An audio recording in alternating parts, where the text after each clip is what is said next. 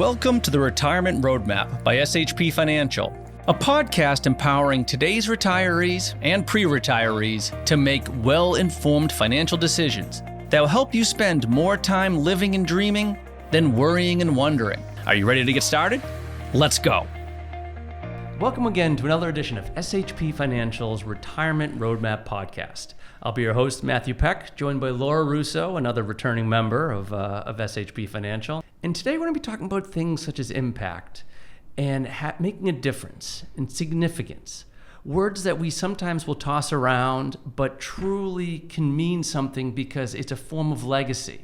It's a form of, that old line of leave the world a better place than you found it. We couldn't think of a better guest to come on to the podcast to discuss this than Matt Glynn. He is also a past guest talking about entrepreneurship and leadership in regards to building a company. And so, Mr. Glynn, Matt makes it. He reaches that peak. He's able to build a business and then sell a business. And then what is the next stage like for him?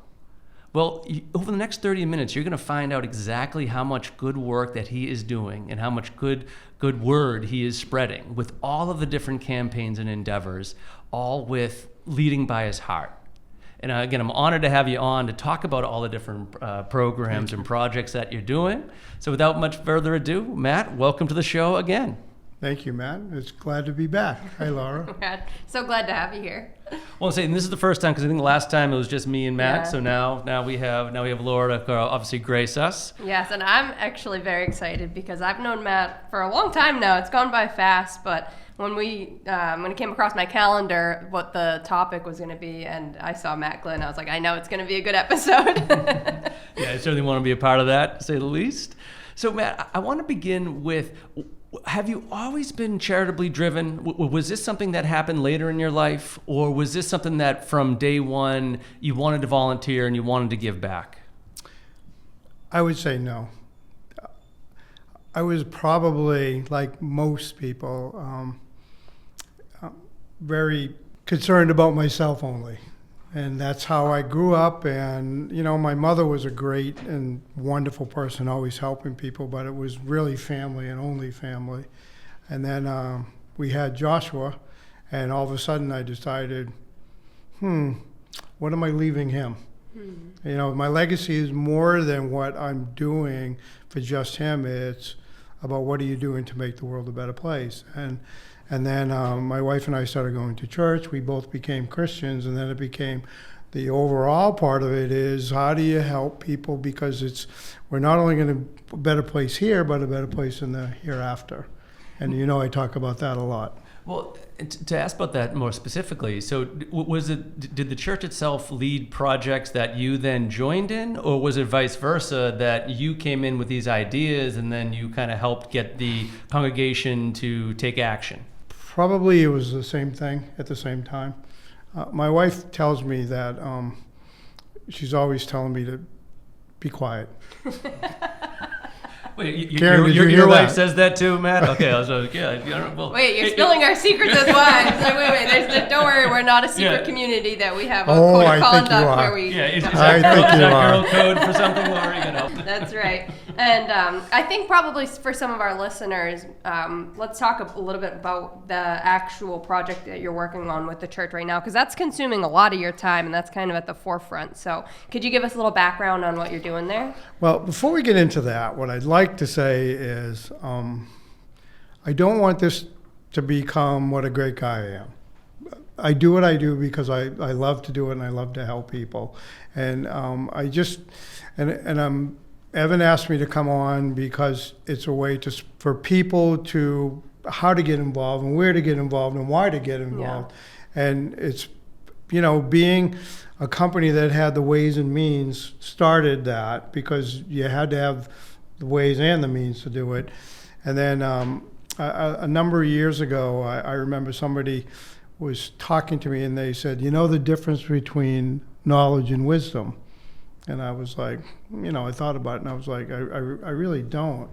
And they said, wisdom is the application of your knowledge. Mm-hmm. And I thought that was pretty profound, simple, but as you get older, you accumulate all of this knowledge and the stuff we don't forget because we're old, we can actually start to use to do stuff. So I just want to make sure that this is not a, great job, Matt. Right. Not a complete attaboy, 30 minutes of it. But most of the time I do it without people knowing that I'm doing it. Yeah, well, and I kind of want to go back to that. So, I mean, as you mentioned about the older that you got, and then obviously with Glen Electric and whatnot, did the ends justify the means? Do you say, okay, I'm going to continue to grow this business because I know that the more growth in the business, the more time I put into it, then the more impact it's going to have? Or was it, again, always secondary, where you said, okay, you compartmentalized it, where you said, all right, I'm going to work here, and then eventually I'm going to move on to stage 2? That's an interesting thing as well, and I'm going to go back to the Bible for a moment, because that's where a lot of my wisdom and knowledge come from, is to him who much is given, much is expected, is part of it. But the other part is, if you try to outgive God, you can't do it. He will press it down, give you back more than you can handle. And believe me, I've tried to outgive him a couple of times, and it does. So it seems like the more I do, the more I have to do more with. It's an economy I don't understand, but you have to get there by faith. For people that are entering retirement, I mean, it sounds like you were always active. And for people that are just about to retire or are already retired, what piece of advice do you give them in regards to where to start? Interests. What interests you? And that could be a two-edged sword. If you liked what you used to do, you can continue to do it, but it's more fun because you're not having to rely on it for an income, and you can pick and choose the parts you want. Like, I was in the building industry for 40-something years, and building, we talked about the church. We're building a new church. It's the largest church in the last 100 years in New England. It's on, it's off of Long Pond Road on Joshua's Way, which is a road that was named after my late son, which was kind of and I was involved with this back when the developer had the property, helping figure it out, how to get it all together, then get it developed, and getting it through approved permitting, which was a lot of fun, I must say. And when we got approved, we had X amount of dollars at a certain amount of rate, and then by the time, that's what we had before we started the process. It took us so long to get approved that we ended up financing it a lot more money, because construction, look what happened with construction during COVID. It just went crazy. Yeah, the cost of materials, everything, labor and materials is almost double, it feels like. And then we hit that interest rate hike. Yeah. So we were approved at 3%, and we borrowed it close to 8%. Right. So so now it became a struggle to get the project into the same bucket. But if I go back to the kernel of it, of where it all started, for all of our listeners, it's really kind of where your interests are. Yes. I mean, if you are going to look into volunteer work, so if you were in the building industry, you end up kind of applying, I guess that I'll use that same wisdom and knowledge, in the sense that you were applying your knowledge, in a wise way, of course, but you were applying your knowledge towards that volunteer efforts, is really where a good place to start is. Well, a real good place is if you can combine a number of your interests. So I used to take youth groups to third world countries and work in orphanages and AIDS camps, and we went to Haiti, to Mexico, to Kenya, South Africa, and I got to see what the third world was like, and it wasn't a pretty sight. And then my building stuff, we were able to put together some ideas. And then in my son's music, which I was very interested in, so I was able to put those three together, and that's Project Trinity is one of my projects, of which SHP has helped a lot in. Thank you. Absolutely. And anything we can do to help, to say the least. And we were able to put a pod together that has solar and internet on it through Starlink, which was my knowledge in the construction industry. Because of my connections in Kenya and South Africa and through Haiti, we're able to develop a training program where we actually have a pod deployed in Haiti right now that's training 30 people to get in to become computer literate and to get jobs working remote with large companies on computer stuff so that we can improve their means of living while letting them stay in their own country, which was because people want to stay there. And people that are in third world countries, they don't want you to just give them money. What they want is to have a hope and pride in supporting their family. They want a good paying job, just like everybody in America. Right. So then with that, and then we were able to put another one in Kenya. So we have another 30 people being trained in Kenya right now. And we're getting ready to deploy a third to South Africa. That's Crazy. phenomenal. So let me ask kind of like more logistic question. How does the church connect with people in third world country? Like, that's another area of, I don't even know where to start in essence. I mean, like in regards to boots on the ground, who reaches out to who in order to even begin that project? Would you like to answer that? Oh yeah, I can. Okay. definitely Oh, answer excellent. that. All right, perfect. So if those of you who don't know, I actually go to the same church as Matt, so I know a lot of what he's been doing behind the scenes with our projects, but it's pretty amazing because people like Matt, you use all of the tools that you've been given in a practical way, but then you also use the tools that excite you for outreach with global missions. And a lot of churches have different opportunities through missions, both global and more of small community based. So for example, our church, we have a really strong ministry that's all about missions. And if you want to do something in South Korea, you can. If you want to do something in Africa, there's all these different wonderful opportunities, like clean water. There's a project for getting clean water wells. So there's just so much that you can do. And I think for a lot of people in retirement, starting there with your local church and looking at missions. And then we have, it's even smaller. We have a wonderful ministry for our homeless ministry. So we have every Friday at our church, we have a luncheon, and there's always opportunities to serve and to donate and to be there. You can be there, serving the food. My mom's currently retired, and she makes cake for them every single Friday. And she's not a building person by any means, but she makes a really good cake. So she brings a cake every Friday, and that's something that gives her the excitement to be able to bless all of the homeless people in our backyard. Literally, they're right there. Well, so I'll kind of put your mom on the spot here too. Was she also always volunteer centric and charitably inclined, or was this something that she only then started to do in retirement? Yeah, I think she's always had a very generous heart, and she's been involved in our church since it started.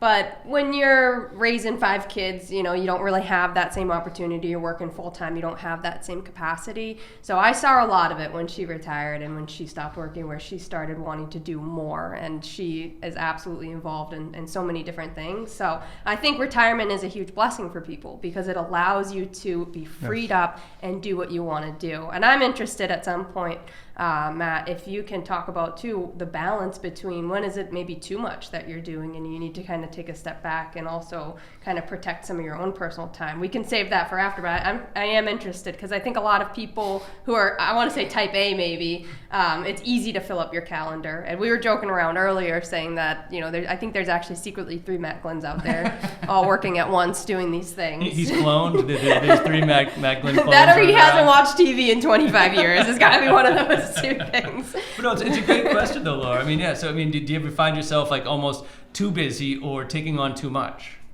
I'd like to use a lifeline on that. Can I call my wife? Yeah. My wife thinks I'm busy. I'm busier now than I was when I was working for a And we living. hear that a lot, which is interesting. It's there's no end to the need.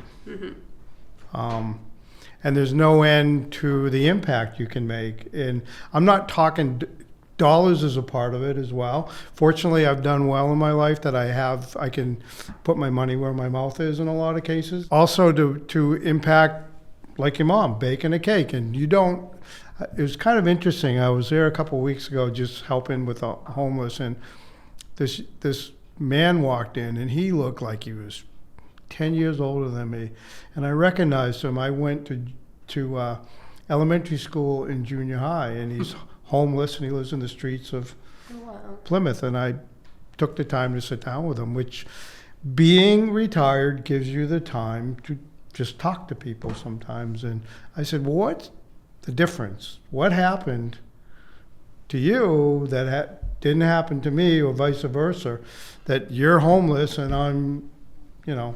You're on a podcast with SHP and Matt and Laura Russo. Yeah. Exactly. And we ended up, probably the short version is he ended up in a bottle because of some bad things that happened in his life. But after we got up, he walked over and he gave me a big hug and said, you know, thank you for taking the time to even talk to me. He said, I was afraid to approach you. And I was like, well, why? He said, because you're successful and I'm a bum. Yeah. I go, that's not, I said, we're all equal under God's eyes. And he said, well, thank you for that too. But your mom is touching people like with a homemade cake. And, you know, I remember when we were in Africa, we were walking through Kibera, the streets of Kibera is considered probably the worst slum in the world. And when I say a slum, people in America think of like, you know, Harlem or Watts or something. But in a third world country, slums it's like living in a septic system with dysentery everywhere. The roads the roads are the sewer system, so it runs right through. And when it rains, you have fecal matter all in your house, and that's what you're using to wash your clothes and drink with, and you're cooking with kerosene in a place, and people have cardboard houses that they coat with burnt tires so it keeps the wind out. It's just the worst scenario you can imagine. But my wife, they called her the Great White Mama because she was a white woman that when she listened to these people, and they're very dirty because there's no place to wash and stuff, and the smell was pretty impactful. Yes. Yes. And she would go up and hug people, and these other women were like, that hug just showed that somebody cared about them. I remember this, and Joshua became the How Are You boy because he kept teaching the kids to sing the How Are You song. But I was so proud of them. But I remember we were in an orphanage, and this great big black woman came up to me, and I'm holding this baby, and I'm just sitting there and I'm crying, and she's like, I know what you're thinking. She says, you're thinking that you're going to quit and come over here and help take care of babies. She goes, the last thing we need is you doing that. She goes, just go tell our story. That's enough to know that there's somebody that cares for us telling a story. So I guess my point with that is your impact doesn't have to be this massive thing that you're trying to do. You're not trying to build a 25,000 square foot church. You know, the unfortunate part is the church itself does a lot of good, and they help a lot of people. However, it's the 90-10 rule or the 80-20 rule. The 90-10 rule is 90% of the work gets done by 10% of the people, or, you know, in a church that is more outward focused, as New Hope is, we're 80-20. But that's still only 20% of the people. Can you imagine if we could flip it? Right. If you got 80%? Right, working that hard and all working together.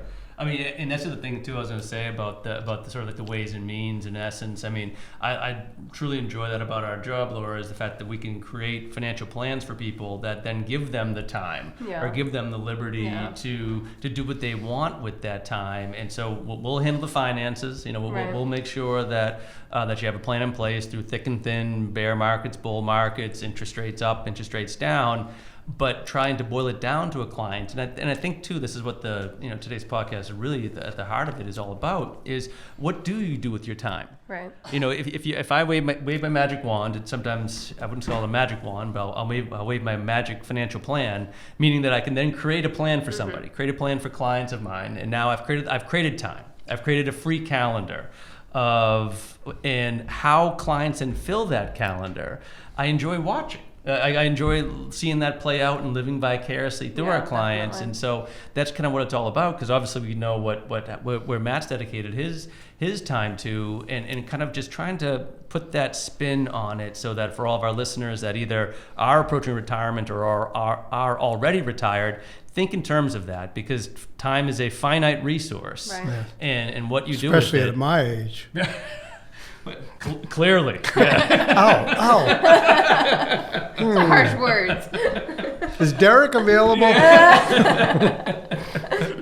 But no, I mean, I guess it's like, and I love what you said too, comparing it to Laura, to your mom, about it's not necessarily the means of donating, millions and millions of dollars. It's also, and one of my other favorite sayings, it's not what you do for somebody, it's how you make them feel. Right. And so, as you said, like baking that That's cake amazing. or whatever Right. that may be, just that alone, it can have ripple effects. Yeah, exactly. That's a great point. And I think that a lot of people don't realize how much impact you can have with tax planning. Right. There's so many Correct. strategies that we can take that are just so wonderful to be able to say, hey, I don't really need this money for some people. Like I don't have to have it. So why don't I just take it and give it to organizations and charities that can do so much with it? And not only do you get the benefit of having that on your, taxes, but you also get the benefit of knowing that your money did good, did some really powerful things for people. And I think that's something that a lot of other firms out there don't really utilize as much.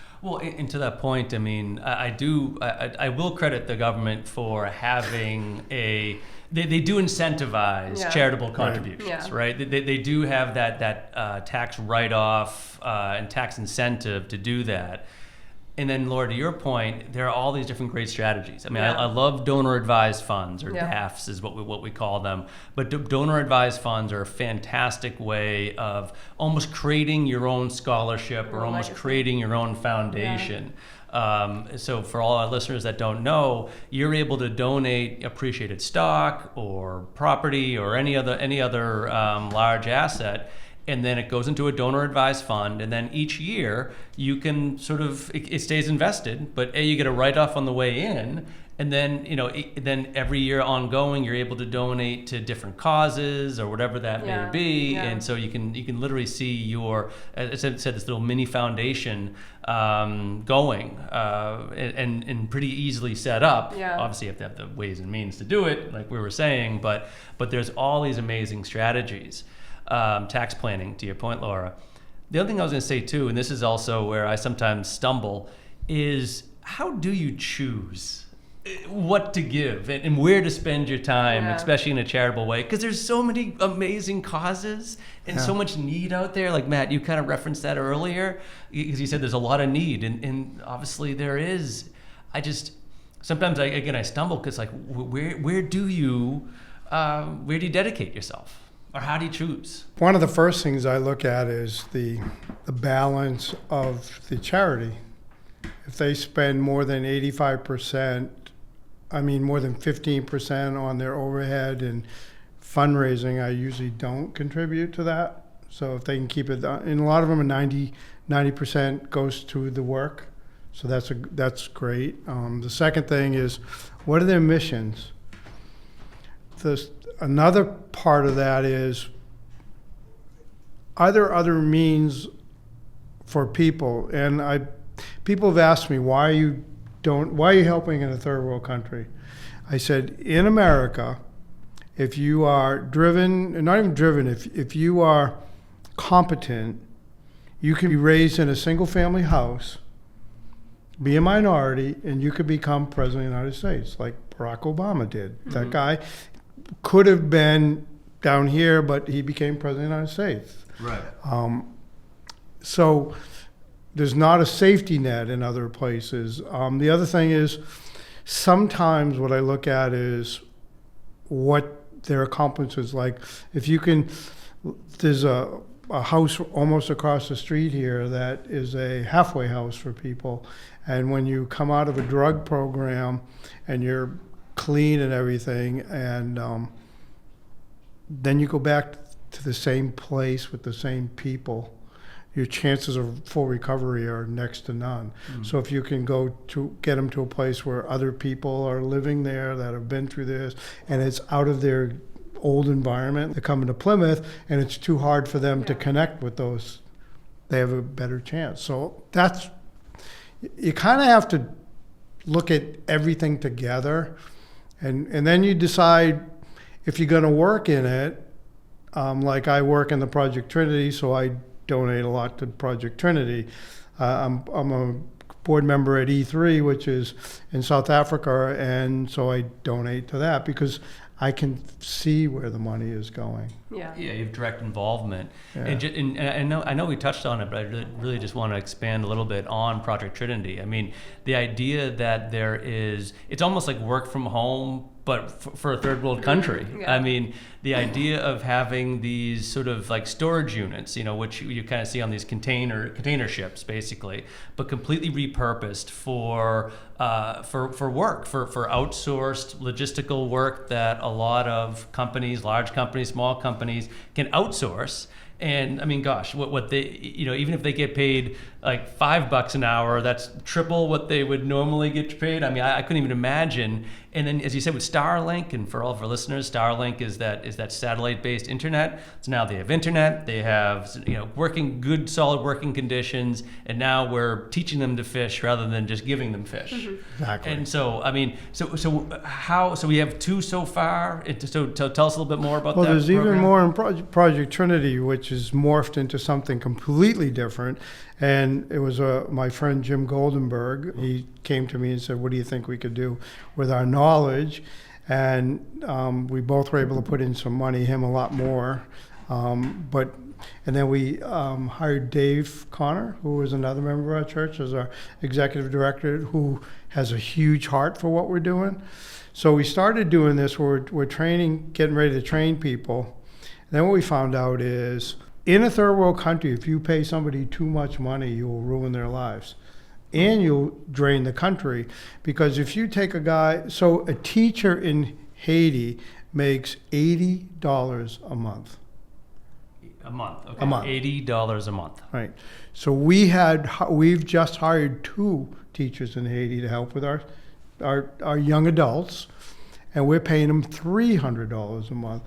They think they hit the lottery. They're just like, wow, what am I going to do with all this extra money? You pay somebody $50,000 in Haiti, the first thing they're going to do is leave their family because it's too much hassle. They're going to move to Miami, and there goes the brain drain. So we've decided that Project Trinity is more than, we're going to become an employment agency. We hire the people, we produce the product for them, we train them, they're great students, they become great employees. Now each pod becomes positive income generating. If you hire 20 people, 2 shifts of 10, because 10 people can comfortably work. And think about this, in Haiti, this is your personal space. In the United States, this is your personal space. Right. So you put a pod together, you can get more people in there, is my point. And, we're hot at 72, but they go to 90 in there. Okay. So, but we do have air conditioning in them too. So anyway, my point with this whole thing is that we're charging $50,000 per student, but we're paying them, we're thinking somewhere around $1,000 a month. Which is way more than they can make anywhere else. So then we're taking the extra money, the first thing we're going to do is we're going to put a well in the community. Wow. Because now they don't have to walk to get clean water. You said that before. Then what we're going to do is we're going to put in a housing development. Because we're going to have somewhere around $300,000 to $400,000 a year of excess income from each pod. So you can build a house in Kenya. I keep jumping between Kenya and Haiti, but the economics are very similar to each other. You could build a house for $8,000 or $9,000 with 2 bedrooms, running water, which they don't have. Yeah, it's a luxury item, basically. A bathroom. Yeah. And a kitchen, not cooking on a kerosene stove. So our idea is they become the middle class in Haiti. Why would they want to leave Haiti? Right. People don't want to leave their country. They want to be safe. They want to make a living. And unfortunately, you guys know about all the stuff going on in Haiti. But we're far enough away from Port-au-Prince that we're not being effective. And the other thing we found is we will partner with a charity, an NGO, non-government organization that already has credibility in the area, because then they don't think you're the great white savior coming in trying to save them and then get out. Yeah, right. which is what happened when the earthquake did. Hundreds of millions of dollars were donated, and less than 3% made it to the streets. It just got, and corruption is rampant in these third world countries, but it's the way they make a living. And so that's how we can start to control it and start to change it. Well, and for all of our listeners too, how would they? Maybe we put in the show notes, Evan. But I mean, how or Matt, how would they get involved or learn more about Project Trinity? ProjectTrinity.org. Okay, Awesome. well that's an easy one. Okay, Yeah. good. But wait, it's TRINITE, not Y. And okay. I have to credit my wife. My wife came up with that. Okay. And our symbol is education, employment, empowerment. Oh, Those are the excellent. 3 E's for Those are Project three, Trinity. Oh, that's fantastic. Yes. No. Well, Matt, thank you so much. We've already sort of taken up. I don't know if any more questions, Laura. I was going to wrap up. No, I just thank you, Matt, because you are such an inspiration. And I think even for people who get daunted by the amount that, because sometimes it's like you see someone who does so much, it's like, well, I'm small, I can't do that much. I think that you're incredibly inspiring for people, because even the smallest act of kindness, even the smallest thing that you can contribute, make big impact. Well, and to that point, I mean, it becomes inspirational. I mean, it's like, Right. okay, if he can do it and he or she can do it, then I can do it. And it's almost like we were talking about that 90-10 or that 80-20. Right. Well, that you know, the 90 is following the 10% that is working so hard. Yeah. Maybe we can get closer to that Right. 80-20. So can I say one last thing to the people that are thinking about this and going, wow, I could do that, is first of all, start small. Don't jump into too much stuff. Second of all, no is an acceptable answer when people ask you, because you're going to find that when people find that you're involved, especially if you're going to financially contribute to what you're involved with, everybody, I probably get 3 or 4 requests a week for people to say, come on, do this, do that, do this. Yeah. So learn to say no, and you have to guard your time, just like you guard your money. Mm-hmm. And everybody wants something out of you, and you have to learn that, especially if you're somebody who can get something done, everyone wants to be connected in some way. And, you know, I've said to people before, I just don't have time to be a friend or something, because it takes a lot of time to do things like that. And so you have to learn to guard your time and your money. No, Matt, that's fantastic, because really the theme of that is you've worked. Obviously, we know what you're doing with your time during your career, because you're working, you're paying your mortgage, you're saving for retirement, etc. And now you've hit retirement.